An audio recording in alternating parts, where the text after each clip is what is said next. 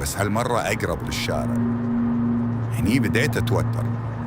رفعت صوت الراديو وفجأة الراديو طفى مرة واحدة، والطريق صار ساكت بشكل مو طبيعي. حتى الهواء اختفى.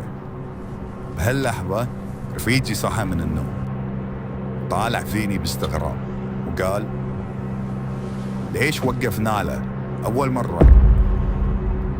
أنا تيمت ونشف دمي لأن إحنا أصلاً ما وقفنا. التفت عليه وقلت: شنو تقصد؟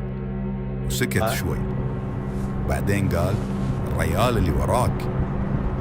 حسيت جسمي كله برد.